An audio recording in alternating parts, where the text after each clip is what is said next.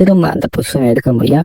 ஒன்னேமைக்கே ஒரு குழந்தைக்கு இதெல்லாம் பாசிபிளே கிடையாது இல்ல. நம்ம ஹீரோ கண்டிப்பா பாசிபிள் நான் நடத்தி காட்டுன்னு சொல்லி நம்ம ஹீரோ அந்த பிரான்ஸ் லேக்கை வச்சுட்டு கிளம்பிடுவேன். ஒரு நிமிஷம் பிரான்ஸ் லேக்கை ரிட்டர்ன் கொடுத்தா நான் உனக்கு ஒரு ரிவார்ட் கொடுக்குறேன்னு சொன்னேன். நீ வேற கொஸ்டின் தான் கேட்டிருக்கேன். இதைத்தானே உனக்கு ஏதாச்சும் வேணுமா? நீ ஏதாச்சும் கேட்டா அதை கொடுக்கறதுக்கான விஷயத்த நான் ஏற்பாடு பண்றேன்னு இல்லை. நம்ம ஹீரோ நல்லா யோசிச்சு பார்த்துருப்பேன். இவனும் எனக்கு ஒரு ட்ரைனிங் டெக்னிக் வேணும் அப்படின்னு சொல்ல. என்ன ட்ரைனிங் டெக்னிக்? அதான் ஆல்ரெடி இங்க பேசிக் ட்ரைனிங் டெக்னிக் எல்லாமே கொடுக்குறேன்னு சொல்ல. ஆமா, அது எல்லாமே பேசிக்கு. எனக்கு உங்களமாக்கி உங்களோட பவர் இருக்கக்கூடிய எல்லா ட்ரைனிங் டெக்னிக்குமே வேணும். அந்த டெக்னிக் தான் நம்ம ஹீரோ கேட்டுக்கிட்டேன் நம்மளுக்கு. ஏன்னா பாஸ்ட் லைஃப்ல இவன் ஷேடோ ட்ரைனிங் டெக்னிக் தான் வச்சிருப்பேன். அதை வச்சு ஒரு காட்டி அந்த கான்டினென்ட்லேயே பெஸ்ட் அசாசின் பேர் வாங்கியிருப்பேன். ஆனா ரிவெஞ்ச் எடுக்கிறதுக்கு எல்லாம் பத்தாது. ராபர்ட்டோட தலையை வெட்டி துவம்சம் பண்றதுக்கு இவனுக்கு ஒரு பவர்ஃபுல்லான டெக்னிக் வேணும். அது இந்த ஆள் தான் கிடைக்கும் சொல்லி நம்ம ஹீரோ இந்த ட்ரைனிங் டெக்னிக் ஒருத்தன் தான் வேணும்னு சொல்ல இவரு டக்குன்னு அந்த இடத்துல ஒரு புக் லைப்ரரி வர சொன்னப்பாரு. இந்த புக் லைப்ரரியில நீ கேட்ட எல்லா விஷயமே இருக்கும். நீ கையை தூக்கலாம் போதும் உனக்கு தேவையான உன்னோட புக்கு இந்த ஒரு இடத்துல வரும். இது எல்லாமே இவனோட வம்சாவளிக்கு தெரிஞ்ச புக்காக தான் இருக்கும். அந்த ஒரு புக் இந்த இடத்துல வரும்ல, இது எல்லாமே டைரக்டா நினைச்ச புக்லாம் வராது. இவனை சூஸ் பண்ணி வரக்கூடிய புக்கா தான் இருந்ததும். நம்ம ஹீரோ என்னமோ சொல்றாரு, கையை தூக்குன்னு சொல்லி நம்ம ஹீரோ கையை தூக்கி நிற்பேன். தூக்குனதுக்கு அப்புறம் ஷேடோ ட்ரைனிங் டெக்னிக்கை விட ஏதாச்சும் பெட்டரா கிடைச்சா நல்லா இருக்கும் சொல்லல. இவனுக்கு ஏத்தாப்ல ஒரு புக் வந்துக்கும். ரொம்ப பழைய புக்கா இருக்கேன் நம்ம ஹீரோ வத்தத்தோட பாத்துக்கல. இங்க எல்லாமே சாக்கா பார்த்துருப்பாங்க என்ன புக் அவனுக்கு கிடைச்சுன்னு சொல்லி. நம்ம ஹீரோ அந்த புக் எடுத்து பாக்குறேன். அந்த புக்கோட பேரு 1000 ஃபிளேம்ஸ் டெக்னிக். இது என்னடா டெக்னிக்னு சொல்லி நம்ம ஹீரோக்கு இது ஒரு அருமை பெருமையா தெரிஞ்சுக்கு. கரெக்டா அந்த புக்கு கையில வந்தோன்னா அந்த புக் ஆட்டோமேட்டிக்கா ஓப்பன் ஆகி அதை கூடிய பேஜஸ் கண்டென்ட்ஸ் எல்லாமே நம்ம ஹீரோ மைண்டுக்குள்ள போக ஆரம்பிச்சிருக்கோம். நம்ம ஹீரோ ஒரு செகண்ட் அப்படியே அதே பார்த்து ஸ்டன் ஆயிட்டுக்கல. இப்ப இங்க இருக்கக்கூடிய பேட்ரியஸ் நம்ம ஹீரோவை பார்த்துப்பாரு. சில்வியாவை ஒதுக்கி வைக்கிறதா நீ நினைக்கிற அப்படின்னு சொல்லி இவர் பிளாஷ்பேக் சொல்ல ஆரம்பிக்காது. கரெக்டா அந்த பொண்ணு வீட்டை விட்டு போனதுக்கு அப்புறம் ஒரு சில பேர் இன்ஃபர்மேஷன் எல்லாத்தையும் என்னென்ன நடக்குது எல்லாத்தையும் இந்த கிங்கிட்ட வந்து சொல்லியிருந்துப்பாங்க. இங்க இருக்கக்கூடிய கிங்கோ அதை பத்தி தேவையில்ல, இனிமே அவளை பத்தி பேசாங்க. அவ ஒன்ஸ் இந்த வீட்டை விட்டு போயிட்டா இனிமே நம்மளோட பவரை எப்படி இம்ப்ரூவ் பண்ற மாதிரி தான் நம்ம யோசிக்கணும் சொல்லி இவரும் இந்த கிங்டத்தை செழிப்பாக்கி இருப்பாரு. இவரோட பவர் ஊர் ஃபுல்லா பேசப்பட்டிருக்கும். இவர் வாஷியல் லார்ட் அப்படின்ற அளவுக்கு பல பேர் வாங்கியிருப்பாரு. ரொம்ப பவர்ஃபுல்லா இருந்திருப்பாரு. இது எல்லாமே பண்ணதுக்கு அப்புறம் இவருக்கு நடந்த ஒரே விஷயம், இவரோட மருமையும் சரி பேத்தியும் சரி இறந்துருப்பாரு. அதுக்கப்புறம் தான் இவருக்கு எமோஷன் எல்லாமே திரும்ப வர ஆரம்பிக்குது. அதுக்கு தட்டியும் இவர் எமோஷனே இல்லாம ஒரு ஆளா தான் இருப்பாரு. பவர்னு சுத்தி இருந்திருப்பாரு.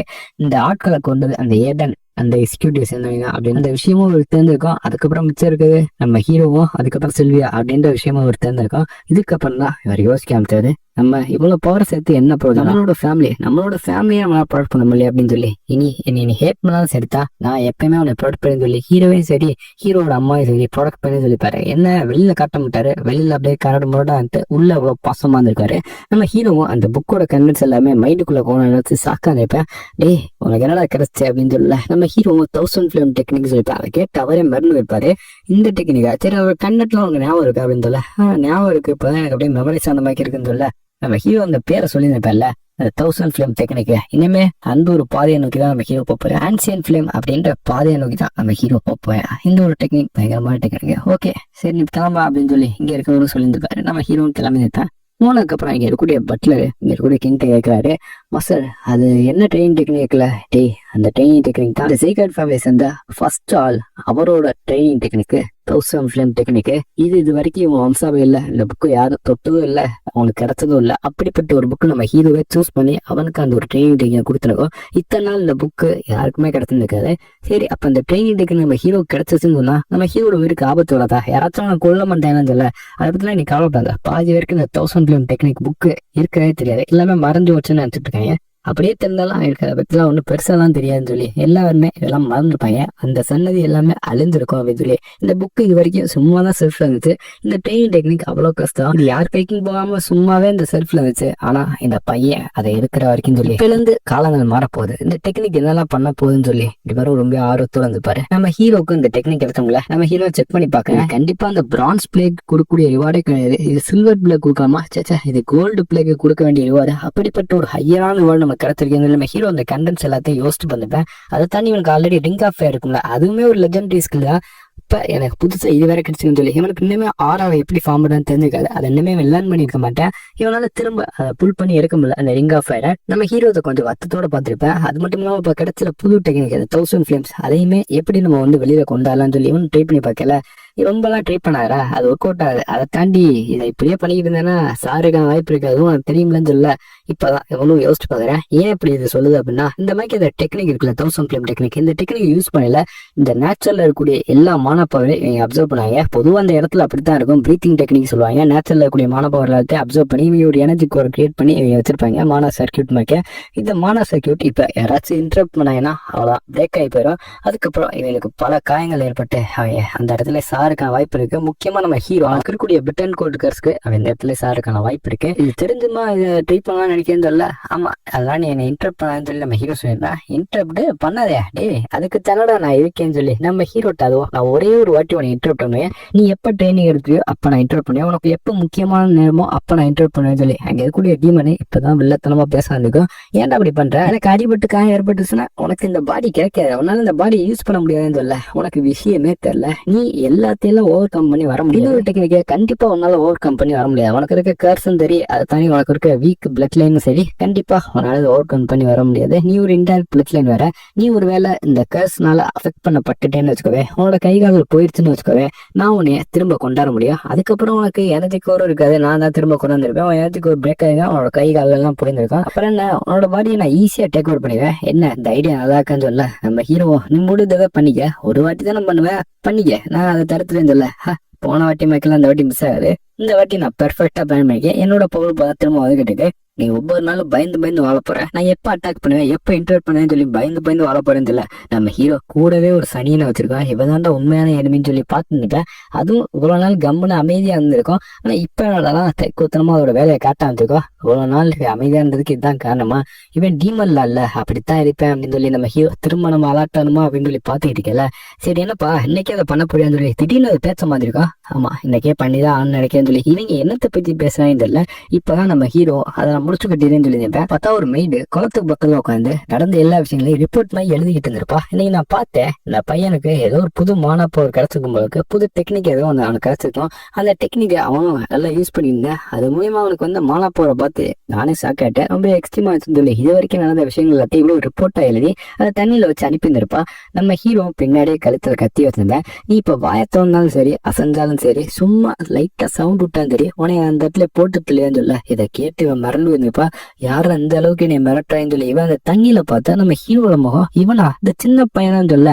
என்னை நல்லா பார்த்துட்டேன்னு நினைக்கிறேன். சரி, நானும் இந்த இடத்துக்கு வந்ததுல இருந்து பாக்குறேன், ஸ்டார்டிங்ல இருந்து என்னை ஃபாலோ பண்ணிக்கிட்டே இருக்கிய, எதுக்கு ஃபாலோ பண்ற, நீ என்ன ஸ்பையான்னு சொல்லி கேள்விப்பா. நம்ம ஹீரோக்கு தெரியாம இவ்வளவு நைஸா ஃபாலோ பண்ணிப்பா, தடயங்கள் எல்லாத்தையும் அழுத்து நைஸா ஃபாலோ பண்ணிப்பா. ஆனா இத்தனை நாள் நம்ம ஹீரோ நம்ம நோட் பண்ணிருக்கான்னு சொல்லி இவளுக்கே சாக்கா இருக்கா. இப்ப வாயை திறக்கலாம்னு சொல்லல, இப்பதான் இவ்வளவு வாயை திறந்துப்பா. நம்ம ஹீரோ என்னத்தோ அந்த வாயில போட்டு இருப்பேன். இந்த பொண்ணு ஒரு செகண்ட் என்னமோ பண்ணிட்டான்னு சொல்லல. நம்ம ஹீரோ அந்த லெட்டர் கையில எடுத்துப்பேன். இந்த லெட்டர்ல என்ன ஒண்ணுமே இல்ல. ஓ, இதுக்கு ஏதோ ஸ்பெஷல் டெக்னிக் யூஸ் பண்ணாதான் வருமானு சொல்லி நம்ம ஹீரோ வாட்டர் எர்த் ஃபயர்னு சொல்லி கடைசியில மூணு லைட்னு சொல்லியிருப்பேன்.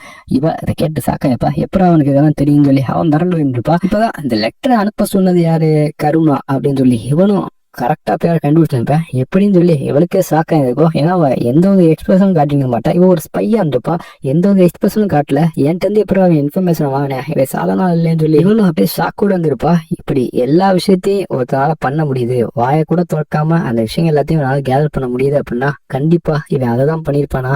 என் வாயில என்னத்தையும் போட்டானே அதுதானு சொல்லி ரேட் வாமான்னு சொல்லி இவனும் சாக்காயிருப்பா. இந்த ரேட் வாம பத்தி நமக்கும் தெரிஞ்சிருக்கும், நம்ம ஹீரோக்கே தான் போட்டுருப்பாங்க. இப்பதான் நடந்த விஷயத்த காட்டாங்க. அந்த பேரனோட அப்பா இருக்கல்ல, அவன் தான் இன்டர்மீடியட் மாஸ்டரா இருக்கா. ஸ்டார்டிங்ல கூட நம்ம ஹீரோ கண்காணி ஒரு மெய்டு அனுப்பிங்கப்பல, அந்த மெய்டு இந்த மெய்டு தான் ஸ்பை மெய்டு இருந்திருப்பா. இவனும் எல்லாத்தையும் நான் கண்காணிச்சு உங்கள்கிட்ட ரிப்போர்ட் பண்றேன்னு சொல்லியிருப்பா. சரி, இது நீ நல்லபடியா பண்ண, நீ கேட்ட எல்லாத்தையும் நான் தரேன்னு சொல்லி அந்த அப்பா சொல்லிப்பாரு. இப்பதான் நீ எனக்கு ரேட் வாம தான் உள்ளத்துக்கு போட்டியான்னு சொல்ல. ஓ, இதை பத்தி தான் உனக்கு தெரிஞ்சுக்கன்னு சொல்லி நம்ம ஹீரோ சாக்கா பார்த்துருப்பேன். இவன் மூஞ்சி எக்ஸ்பிரஷனை பார்த்தா எனக்கு ரேஜ்வாமா தான் போட்டான்னு சொல்லி இந்த பொண்ணு கதையை எழுதுனப்பா. ஏன்னா இந்த ரேஜ்வாம மற்றவங்களோட எமோஷனும் சரி, அவங்க என்ன நினைக்கிறாங்கன்னு சொல்லி எல்லாத்தையும் சொல்றதை தாண்டி இதை யாராச்சும் சாப்பிட்டாங்கன்னா அவங்களுக்கு வலி கொடூரமா இருக்கும். அவங்க கொஞ்சமா செத்துக்கிட்டு இருப்பாங்க. இவன் இதைதான் பண்ணானா இந்த ரேஜ்வாமா, இதை பத்தி எல்லாம் எப்படி இவனுக்கு தெரிஞ்சுக்கு, ஒரு சின்ன பையனுக்கு எல்லாம் எப்படி இதை பத்தி தெரிஞ்சுக்கு சொல்லி ஹீரோவை சாக்கா பார்த்துட்டு இருக்கல. அப்ப அந்த இன்டர்மீடியட் மாஸ்டர்கள் அவன் தான் அனுப்பிவிட்டானா. ஜட்ஜிங் செரமனில இருந்து என்ன நீ கண்காணிச்சுக்கிட்டு போக கிட்டத்தட்ட 7 மாசமா என்ன கண்காணிச்சுக்கிட்டு இருக்க. அது மட்டும் இல்லாம எங்க அம்மா பத்தியும் எழுதி வச்சிருக்கா, பல ரிப்போர்ட் எழுதி வச்சுக்கேன்னு சொல்ல நம்ம ஹீரோ பத்தி இவ்வளவு சாக்கா இருப்பா. ஏன்னா இந்த மிஷினுக்கு வரதுக்கு முன்னாடி சரி ஒரு சின்ன பையன் எனர்ஜி கூட இல்லாத ஒரு அம்மா இவங்களுக்கு எங்க ரிப்போர்ட் சொல்லுவது பெரிய விஷயமா, நமக்கு தேவையான எல்லாமே கிடைக்க போகுதுன்னு சொல்லிதான் வந்திருப்பா. வந்ததுக்கு அப்புறம் இவ சாதாரண குழந்தை இல்ல, இவ ஒரு மான்ஸ்டர்னு சொல்லி இவ்வளவு மிரண்டுப்பா. நீ அந்த லெட்டரை கொடுறா, நான் எல்லா இன்ஃபர்மேஷனும் மாத்தி அவங்களுக்கு நான் அனுப்புறேன்னு சொல்ல, இல்ல அதெல்லாம் தேவையில்ல, நீ எப்படியும் இதை மாத்தி அனுப்புனா பின்னாடி நீ தான் மாட்டிக்கிடுவ. ஏன்னா இதை பத்தியான விஷயம் எல்லாமே எல்லாத்துக்குமே லீக் தெரியதான் போது ஒரு காலத்துல. அதனால நான் என்ன யோசிச்சிருக்கேன்னா, இப்பயில இருந்து நீ டபுள் ஸ்பையா இருக்க போற, அங்க நடக்கக்கூடிய முக்கியமான இன்ஃபர்மேஷன் எல்லாத்தையும் ஏன்ட்ட சொல்லணும். அப்புறம் இங்க இருந்து போகக்கூடிய விஷயங்கள் எதை சொல்லணும் எதை சொல்லக்கூடாதுன்னு நான் தான் சொல்லுவேன். இம்பார்ட்டன்டான விஷயங்கள் 1-2 நீ கேன்சல் பண்ணிட்டு மிச்ச சில விஷயங்களை சொல்லி நீ அங்க அனுப்பணும். முக்கியமா அங்க சொல்ற விஷயங்கள் எல்லாமே எனக்கு வந்து சேரணும்.